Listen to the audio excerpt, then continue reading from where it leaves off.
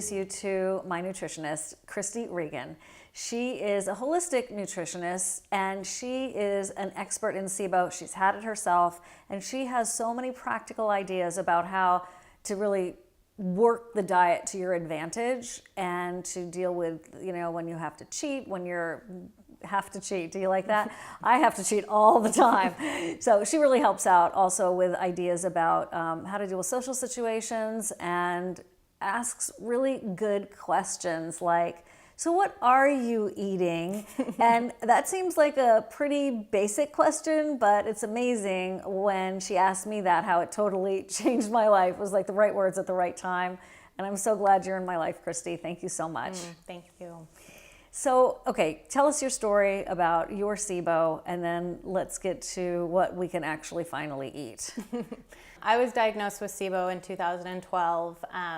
And so it was still when a lot of information was coming out. So it took me a little while to find the right team of doctors and get to a point of being healthy again. And during that time, I went back to school and became a nutritionist. So it really made sense to focus my work on helping people with SIBO. Let's talk about what I can eat, please. Oh, wait, what you can eat. No, let's talk about what we can all eat on the SIBO specific diet, as well as just some practical tips about that too. Yeah, so the first piece is really finding what diet is right for you. So if you have more symptoms, then the SIBO specific diet tends to help a lot of people because it's a mix of low FODMAPs and the specific carbohydrate diet. So that really is a nice starting point for a lot of people. Some people, if you're having issues with histamine or you have an autoimmune condition, then you have to kind of add other pieces in. But that is really a starting point. And then from there, you want to test foods to see what you tolerate and what you don't. And you also want to see kind of your attitude about the diet, because if you hate being on a diet and it's not helping you with your symptoms, or you can address your symptoms in other ways, you want to take that, into account, because there's a lot of disordered eating in America, right? And so we don't want people to kind of take on more disordered eating than they might already have by being on a diet. You don't want it as a cycle of restriction and then binging, guilt, over and over. So you want to really find kind of the middle ground that's right for you. It can totally mess with your head. Oh, yeah. Totally mess with your head. So what do you suggest for people as that first step? The first step is deciding the correct diet for them, and that is, in relation to their symptoms, in relation to kind of what they're ready to do. Like if you're not ready to be on a diet, but you're ready to maybe give up one thing, then that's going to be a different place than someone who is having a lot of symptoms. They're really ready to restrict for a certain period of time because they need that help. So after deciding on the diet, it's about what you're used to eating and kind of your lifestyle to determine, what recipes are going to work for you, how is it going to fit in with your lifestyle, who's doing the cooking, that type of thing. How do you work with families who somebody's on a SIBO specific diet and everyone else is just eating normal? Do you have any ideas of, first of all, how to communicate with the family, and also what you can do for yourself to sort of preserve your boundaries in a healthy way? Yeah, it's challenging for a lot of people, especially women who are, tend to be the caretakers in a family. It's hard for them to put themselves first, but it's a sick person. You have to take care of yourself. If you're a parent or, even as a spouse, you have to take care of yourself before you can, be part of that family. And so I think that's important if you need to get a personal chef or, kind of find some workarounds. It's important to put yourself first. And I don't mean that in a bad way, but just for helpful family dynamics. So one thing to do is to have one main kind of dish for the family that everyone can eat, and then have different sides, that are more specific to the person. And it's also helpful to educate the family. It's, having SIBO, people can't always see it. And some people look very healthy still. So it's important to tell people how you're feeling and, even about what SIBO is, so, they have a better picture of how they can help you and what you're dealing with. I find a lot of people need a because. Like if you just say, oh, I'm on a restricted diet, it just leads to a whole bunch of baggage that person may have or may not. Yeah. And they're like, oh, well, you don't look like you need to lose weight. What? You look healthy. Oh, are you doing the new grapefruit diet? I mean, it's just like, oh my gosh, let's talk about something else and let's just enjoy company together. Right. So sometimes I'll say, oh, it's doctor's orders, just kind of like shuts down the, conversation. Yeah, and it's really nice that you have that boundary in place. I think that's really important. There's times and people you'll want to talk to where you just want to sit down and throw it all out there. Right. And then there's times where you're at a cocktail party and someone's asking you about your digestion, and it's totally appropriate to have that boundary there. Right. Yeah. Super important. Yeah. Yeah. They don't want to hear it anyway, really, ultimately. I think they do, but then they don't. They don't. On the other hand, if I find out that someone has the same symptoms I have, I'm like, hey, why don't you go to SIBOinfo.com and check it out. Right. And I've actually diagnosed people before. I know I'm not a doctor, everybody, but I'm like, hey, I bet you have SIBO. And I was like, so personal point of pride. Yes, they really did. I mean, I was very sorry for them, but I was like, okay, I'm not crazy. This is happening to me, and I do see it in other people. Oh, sure. I mean, IBS is so prevalent in America, and a lot of people that have IBS have SIBO. It's just not diagnosed. And it's amazing how we don't talk about it to each other. Right? Maybe it's not cocktail party discussion, but it's amazing because people still have so much shame around it. Yes. I know Dr. Oz really helped several years ago when he was talking about poop and farting and all that, and it was like people were free finally. Right. Maybe too free, I don't know, but there's so much shame. How do you deal with people's shame? Well, I mean, I'm so happy to be able to have one-on-one with my clients because, by the end of our first session, I have asked 10 different questions about their digestion and their poo. And to me, it's not about, it being shameful or inappropriate or anything like that. It's really part of knowing yourself and having inner authority about your health. And that's kind of what I want to turn around for people is, you can have power. There's a lot of work when you have SIBO to find a medical team and, to get yourself back to health, that you have to be a big part of that. But it's totally possible. And I think it's so nice to see people make that transition. That's an honor for me to see that with my clients. Inner authority. Yeah. That is a fantastic term. Yeah, it's a good one. And it's super, super important because, I've heard so many stories of people going to see a GI doctor and their GI doctor says, well, you're just stressed, or maybe you should get a boyfriend, or what. So someone told me that recently. I'm like, oh God, that's horrifying. And, as you develop that inner authority, or if you already have it, then, you're able to say, no, you're wrong. I am sick. I'm going to find the right person to help me. And in some areas like Portland, there's a lot of help and you can get things, over Skype, and then other places it's a little harder to find. Well, that's exactly why we're actually doing all of these tapings, is because I want people who don't know about this, cache in Portland of amazing doctors who've been trained in SIBO to be able to have access, to be able to Skype with them and to get the help and support that they need. Also, if they can't afford that and they have to do a doctor on, insurance, and there are a lot of great ones out there, sure. Just so, they say an educated patient is that doctor's best customer. Yeah. So the more we can all educate ourselves, the better. And so any tips we can, share is really helpful. Plus, in between the doctor's visits, we need that internal authority that helps us to stay motivated.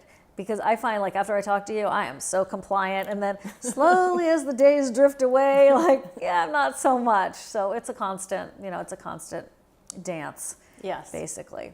So when you are talking to family members, a tip could be just to say, hey, it's doctor's orders, and if they're like, oh, what's that all about? Oh, I can talk to you about that later. And maybe you do talk to them about that later, but it's kind of nice sometimes to deflect. Yeah. And then talking to the family about it, letting them know. And I like the idea of side dishes that you eat or that the other person in the family eats if you're making food for that person.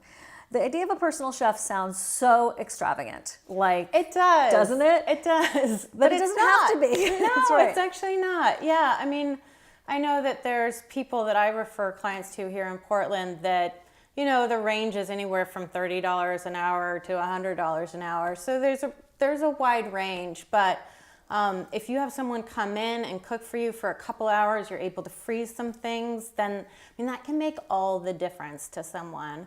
So I'd really recommend that. And some people will also kind of teach you some cooking skills so that if you're not, if that's not your forte, then, you can cook alongside them and get into the practice of having things to freeze so that when you get into a bind, you don't have to reach for something that is not going to agree with you.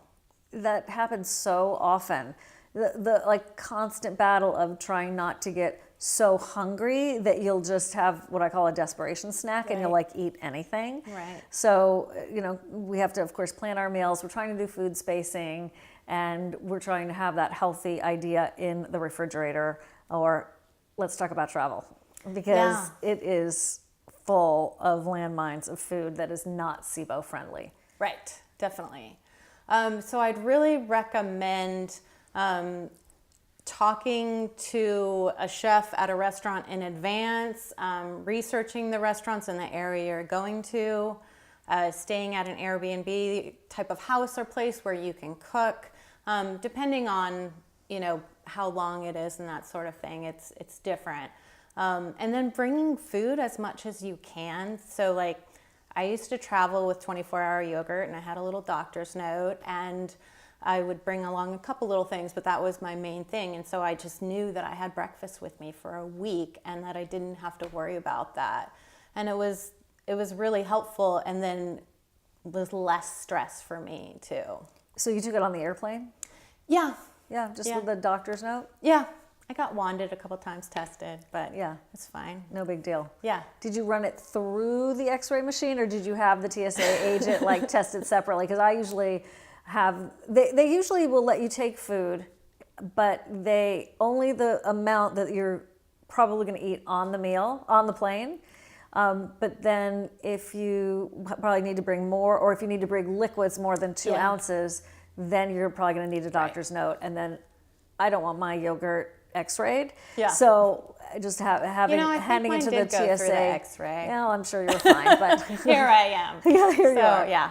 But if you hand it to the TSA agent, and say, "Can you just check this by hand?" They'll do that. Right. Usually. And I've had my yogurt wanded and what have you. Yeah. It's considered a liquid, so that's why you need the note. Okay. Like I just brought my own non-dairy creamer on this trip, and I just put it in a normal little plastic bottle in my 2 ounces. So that it was like looked like it could have been like shampoo and conditioner or something. Right. Yeah. Perfect. Yeah. Okay, so when you go, like, find that local health food store where you're staying. Definitely. Ask for a refrigerator at the hotel. Yeah, or use the honor bar if you need to. Mm-hmm. Do what you need to do. Yeah. Yeah. And I mean, having grocery store items at home that you found your local store, and then a couple key restaurants where you can talk to the chef and tell them specifically, I will be having this, this, and this, and so they know in advance when you're coming in, if that's possible.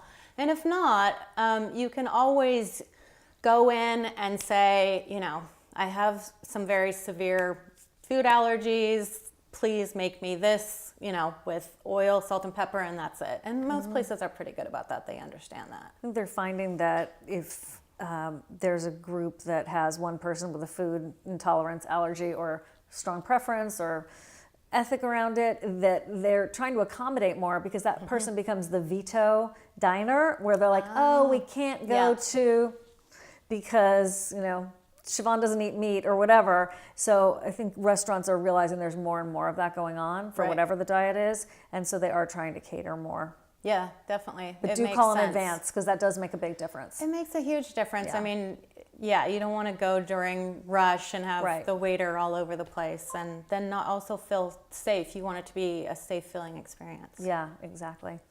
I also find, and I know you have one of these, is that the little cute lunch boxes, they're getting so much cuter now too. They almost look like little purses. Yeah. So get a couple of those and make sure that you're, got the ice packs and all that. Yep. Part of it's the tools. You just need like those supplies. Yep. And have your snacks with you, even if you don't know if you're going to be out all day. Like, it might be an hour, it might be 3 hours. Take lots of food with you because, like you said, you don't want to be at that place where you're having emergency snacking needs. And then for your snacks, make sure as much as possible that you're getting some protein, some fat, and some carbs in there. If you're only having carbs, then you'll be more on that blood sugar roller coaster. And that tends to be when people have to eat more often. So you want to make sure you get your healthy fats and some protein in there too. I know you have some tips for that 24-hour yogurt too, so we'll put a link about that so everyone can get in on it, because you have some very specific ideas about how to make it better. Would really do work, because I've been very unsuccessful in making yogurt in the past, but I was able to make it with your suggestions. So excellent. Thank you. I have some ranch dressing for you made out of yogurt. I Yum. think you'll like it. I love you so much. Thank you so much. Yeah, and we'll post that recipe also. Great. So what happens when someone comes to you or Skypes with you? What are some of the questions that you ask them, and what can someone expect when the session is over? Well, first off, I really want to know kind of what their needs are. Some people, just want recipes because they're already on a diet. They don't need information about that. They just need some new ideas. A lot of people are just starting. They have gotten a lot of differing, confusing information, so they need just some basics to get themselves started. Some people have been on the diet and are still having symptoms, and so they need to know if there's other stuff that they might need to cut out or to test. So there's really a lot of different reasons. I mean, I feel like it's a really important part of someone's support system.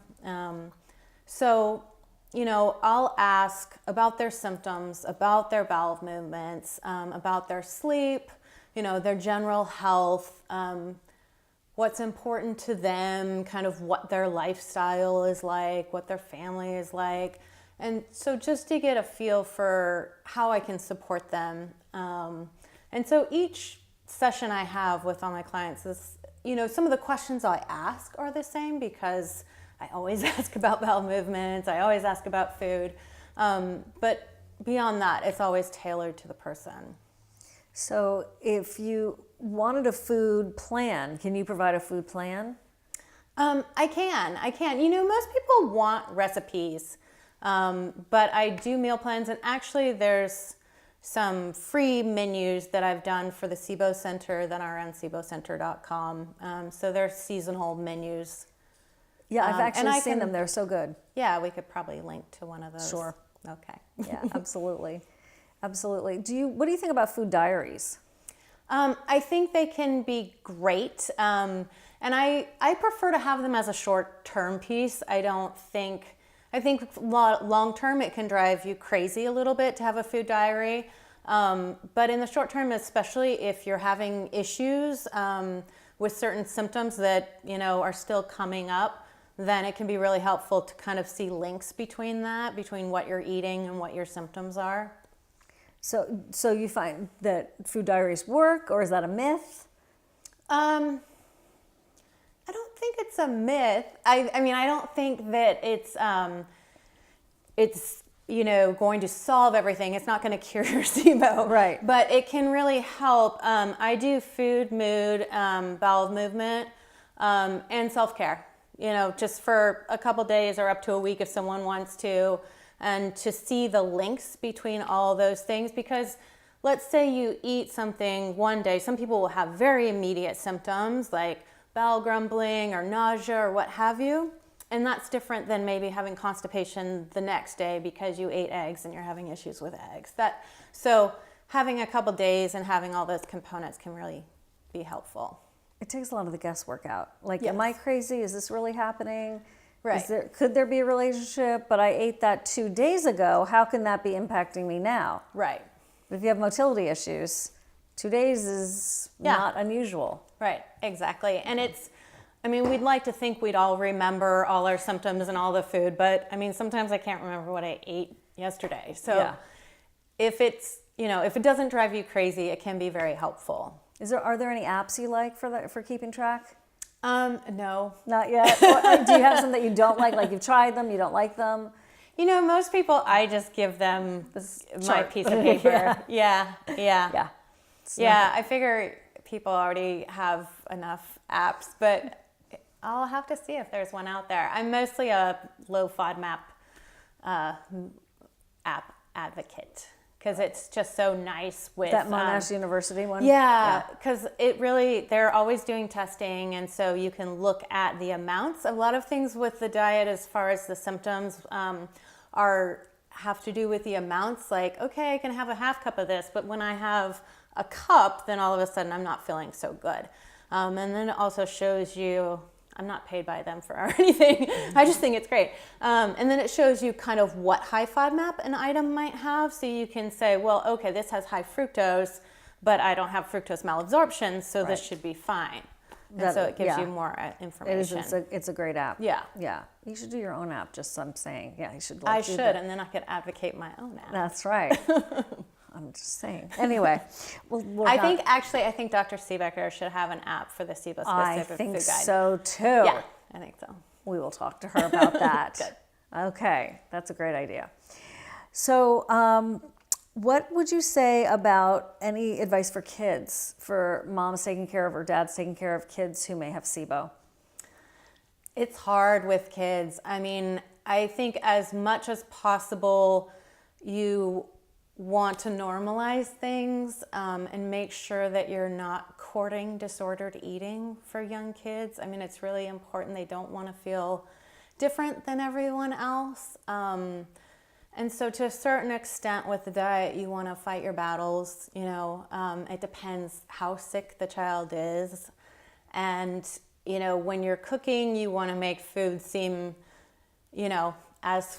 as fun as it normally would for a kid. Mm-hmm. And there's a lot of snack items out there that, are still delicious for kids. So I think that's the important thing, is to make sure that it's having as little impact on them as possible, and that they're still able to go to social events and be with their friends, what have you. It's good for grown-ups too. Yeah. Yes. So for parties, it's so hard sometimes for people to decide even whether they should go to a party. Maybe they're not feeling that well already, and then they don't want so many questions when they get there, or they're afraid to be hungry, or eat something that they, shouldn't, that will cause symptoms. So one thing I say is, have something to eat before you go, so you're not going starving. Bring something with you if you'd like, so that can be a drink like a limeade, so that you have something in your hand, and you're not having to worry about people wanting to go get you drinks that maybe you're not.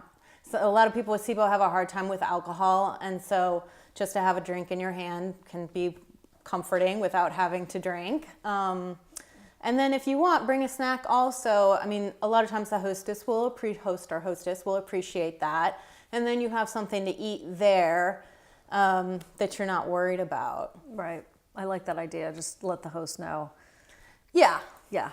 And if it's a dinner party, it's probably a little bit different than if it's just a cocktail party. Right. And, you can bring one or two things that, and if you like to cook, then a lot of times people are like, oh, what's this? Like, they'll like your food more than the other more processed food. So that's nice. Okay, those are great too.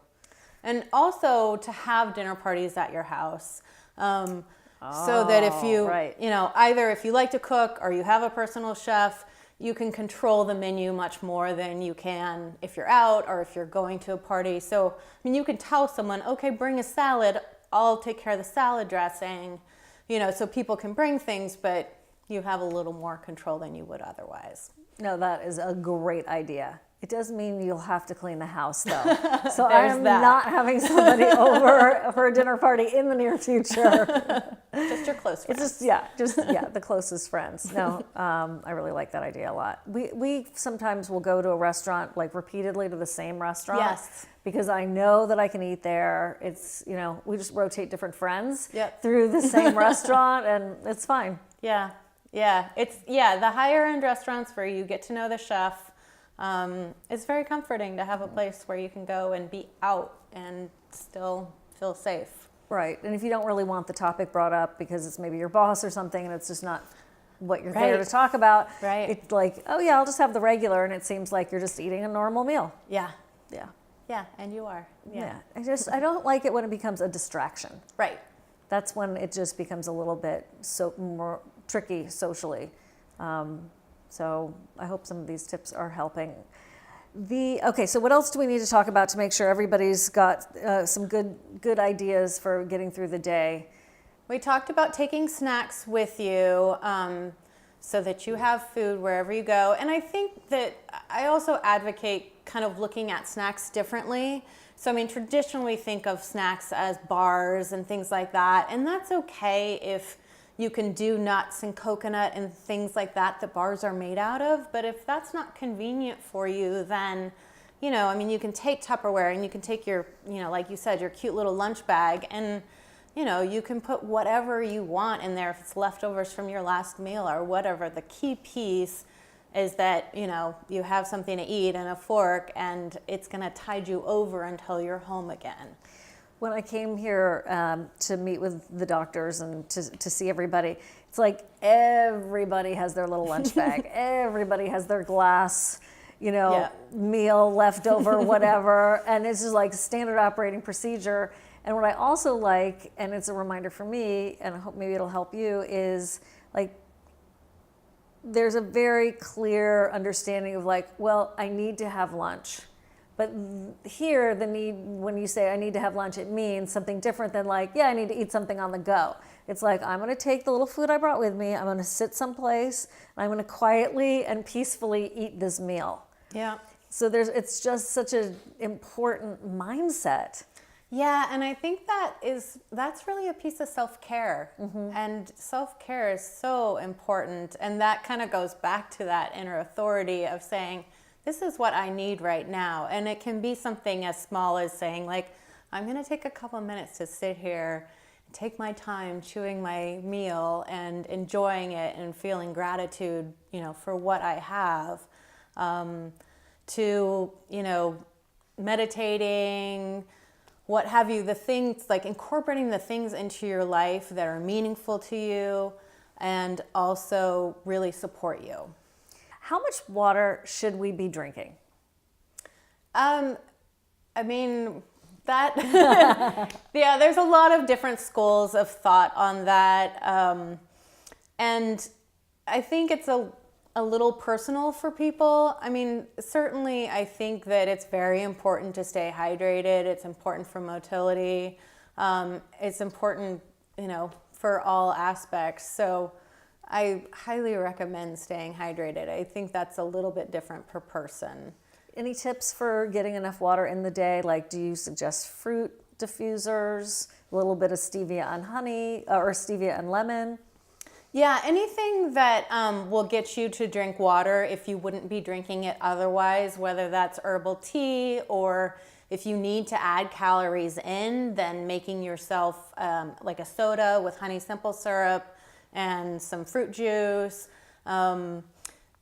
taking something with you. So all those good options, but it doesn't have to be just water, but staying hydrated through various water-containing drinks. What do you think about coffee? Coffee is delicious. Yes, it is. And it's also irritating to the gut. So I think some people do well with it, some people don't.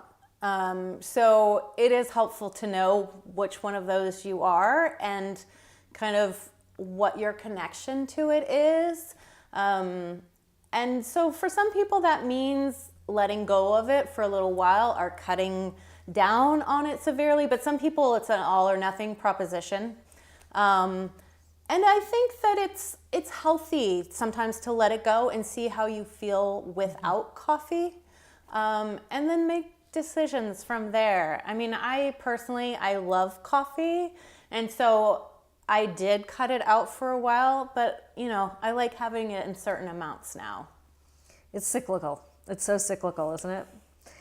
I was reading about this woman who decided that she was going to exercise every single day for a year, and that it actually removed the struggle because she didn't have to decide every day. She made the decision once, and then it was just standard operating procedure. Sometimes she didn't feel like doing it, of course, but it was like, nope, I decided I'm going to do this, I'm going to do it. Right. So having to make the choice, like today, am I going to cheat? Or today, am I going to have coffee? Right. It's a lot of decision-making pressure. And there's something that I run into all the time, especially like when packing for a trip. It's decision fatigue. Just like, I cannot put any more mental energy into making this decision right now. Right. So it's just one of those techniques. I don't like all or none usually, but here's a place where I think it can work as a tool. Yeah. Yeah, and you also want to go back to not having that feeling of deprivation. So, yeah, if you have 1 cup, does that enable you to feel that comfort that you would get from coffee? And hopefully in that there's some permission, whether it's coffee or something else in your life, some other food you're eating, is if you're going to eat it, and let's have it not be a cheat. Let's take away the word cheat and just, give yourself permission for that. And because it is feeding you in some way. There's some reason you're doing that. So to be more in touch with that reason and to be just more facing that head on. And then at some later point, if you're deciding to take that out, doing that willingly when you want to is going to look different than, kind of that feeling of guilt. Another thing that I have experienced that hopefully can help somebody else is when I go through something stressful, like maybe I have a big meeting at work or whatever it is, and afterwards I'll find that I often want to comfort myself with some sweet treat or some salty chip or whatever. And what I've tried to do is build in non-caloric treats, like where it would be normally a time I would have a treat. So I'll go and try to visit with a girlfriend, or I'll like go get some, foot reflexology or whatever, and it does take the edge off. Like you were saying, if there's something that I want to have, some hunger I have for something, and it does take the edge off. Yeah. It takes a lot of organization though.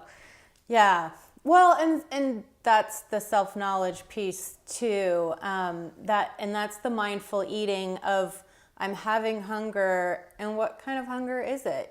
Is it stomach hunger? Is it, heart hunger? There's all these different kinds of hunger that we have. And the reward system is such an interesting piece too, of like, oh, I had this stressful day, I'm going to go get a drink. I had this great day, I'm going to go get a sundae, and to look at that and then decide to replace some of those pieces. I think, that's the fringe benefit of having SIBO in a way. I know it sounds awful, but we do get to look at some of these pieces of ourselves that even after hopefully we're healed from SIBO, we can take those with us and really support ourselves with these pieces that we've learned.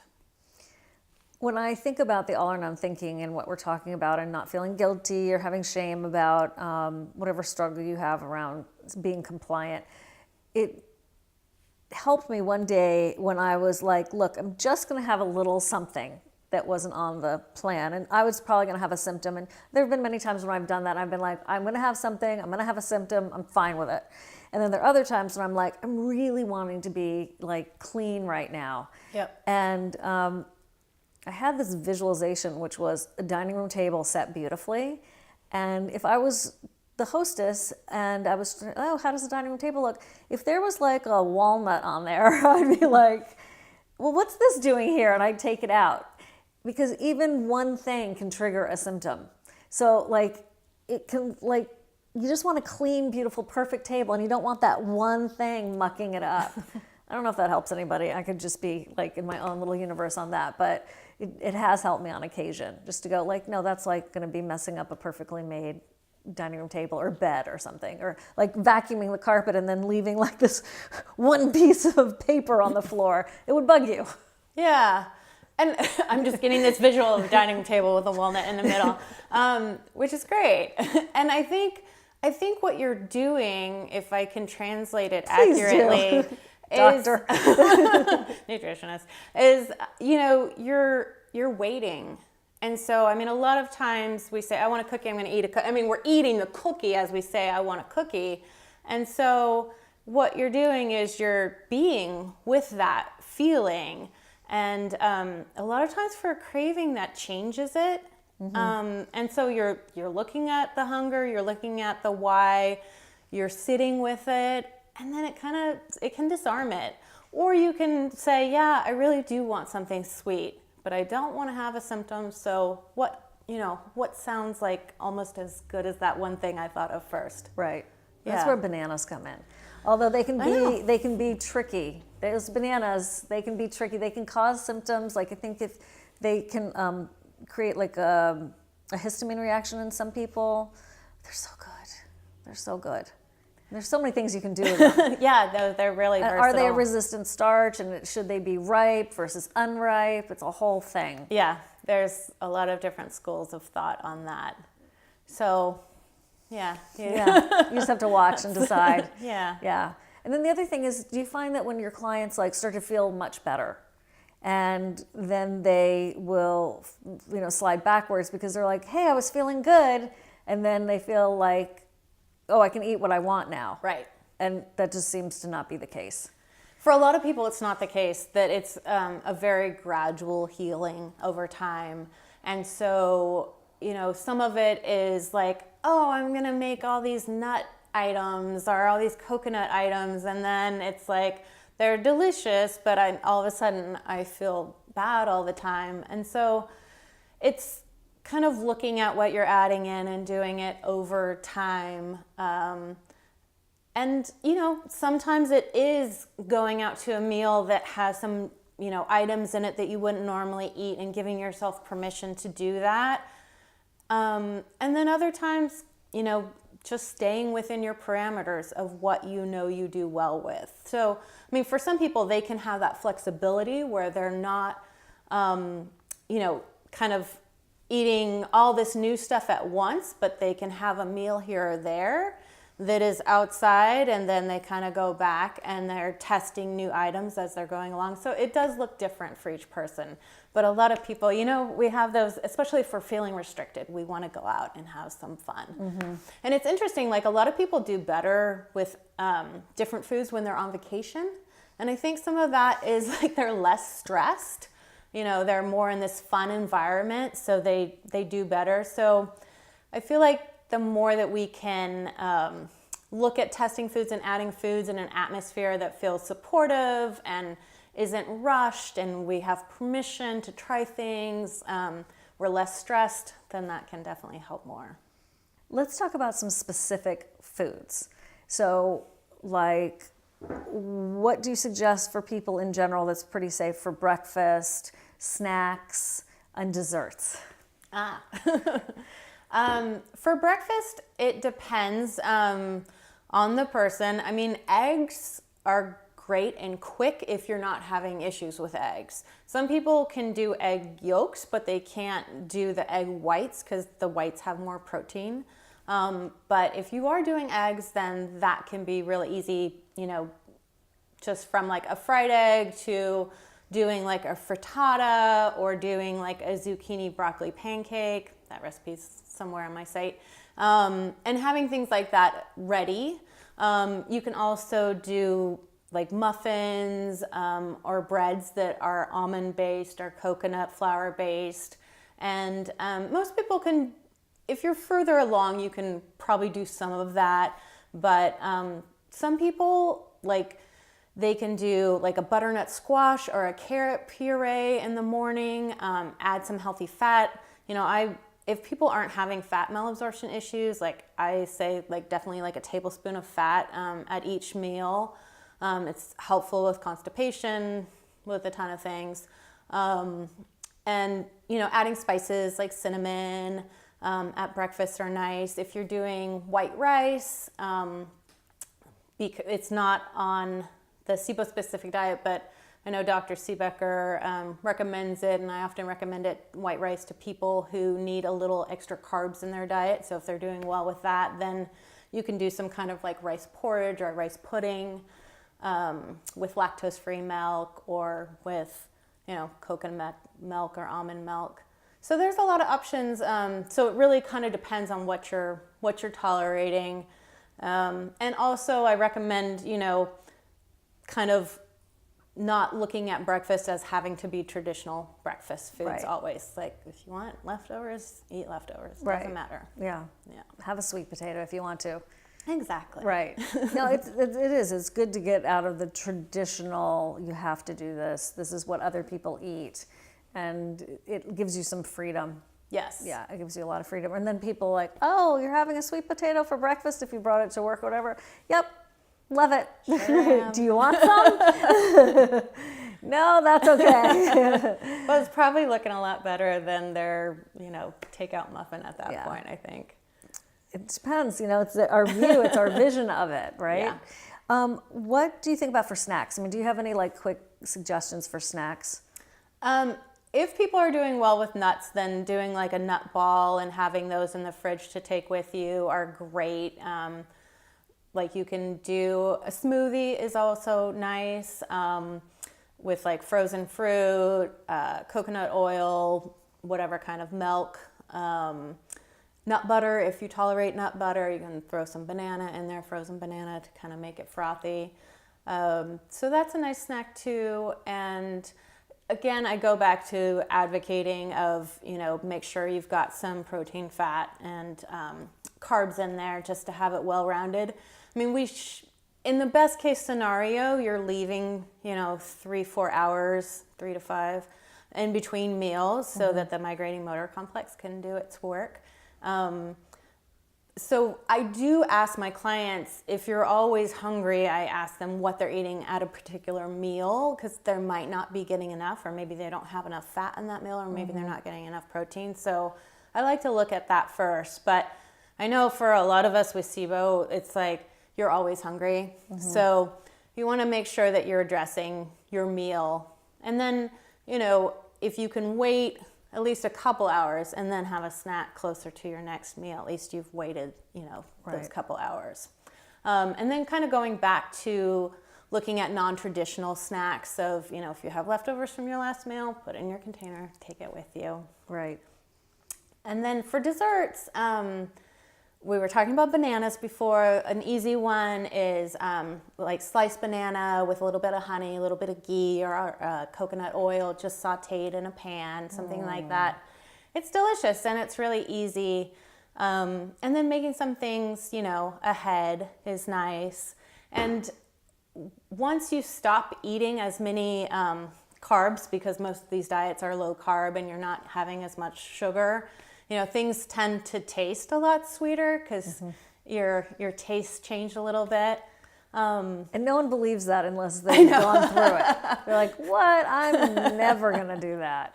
I know. But once you attempt it and you've got it under your belt for a couple of weeks, it does change. Yeah, definitely. And it's nice to be able to taste the sweetness in something and then to go back and have something that you used to eat and know just, oh my God, that's so sweet. There's so much sugar in it, and that you're not in that place anymore. Right. It's kind of nice. It really does feel good, yeah. Especially if you've got that whole chemistry or you've got some, you know, yeast overgrowth, and it's just like such a compulsion. Yeah. Like, I am totally preoccupied with having a bite of something sweet right now. Right. It's so weird. And the bacteria, it's the bacteria talking. Yeah, it's often. that damn yeast and bacteria talking. And it's so easy to feel like, oh, I don't have willpower. Oh, I'm a bad person. I don't have any self-control or whatever's going on in the brain, which sounds ridiculous until you've had it happen to yourself.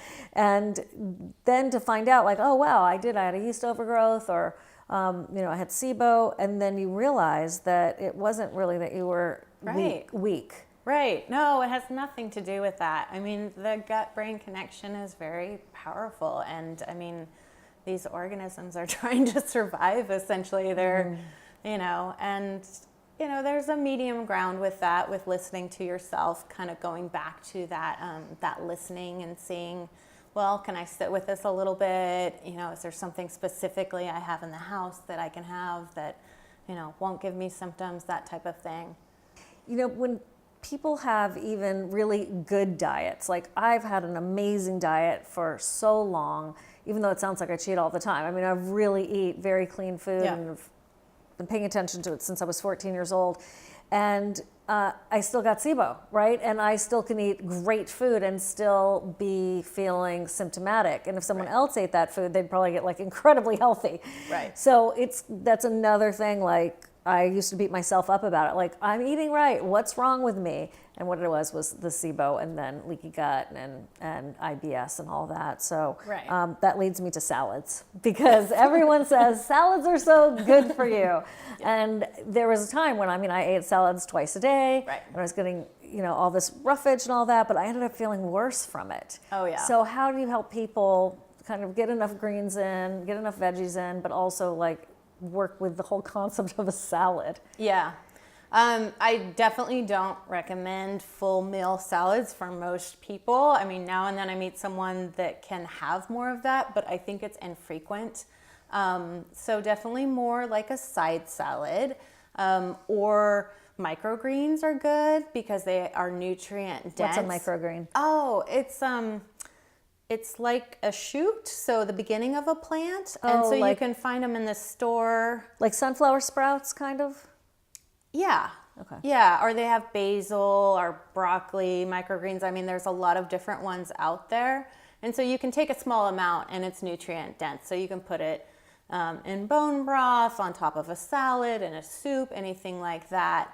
And also, try to space out your greens. So like if you put a handful of spinach in your smoothie, and then if you're making yourself like a butternut squash lasagna, put some spinach in there. And so try to space it out over the day so that you're not having to digest it all at once, I think is helpful too. The portion control, because Monash University, of course, has been studying about FODMAPs and how portions are so important, which is really nice about that app that they have. I was for a while juicing. Like, oh, I'm going to get all this nutrition. Yeah. I'm not going to have any fiber in it. Well, it's going to go high FODMAP for a lot of these foods once you have like 5 of servings of some vegetable in that juice. Right. So if you want to do like a juice shot, is that okay? Versus like, I was so proud of myself. I was consuming all of it and I was just like, I still have symptoms. What's happening? And then, of course, the obvious, you can't have that much in portion control because it just pushes it over the edge for the FODMAPs. Yeah. And I mean, I typically recommend whole foods. So eating an orange is always better than having orange juice. So I'm not a huge juicing advocate. I know people on like GAPS diet and some others do advocate it. And I think it's really person specific. Like some people, it will just give them diarrhea. And so if it works for you, I would recommend it in smaller amounts and, as part of something else often. But I don't see it, being great for a lot of people. I'd always go the whole foods route, personally. For smoothies, we figured out something at our house that's really helped a lot, which is we get the organic blueberries and kale and spinach, and we, clean it, and then we freeze it. Yeah. And also we do the same thing for bananas, peel it and put it in peel those bananas and put it in the freezer when I feel like I can handle a banana.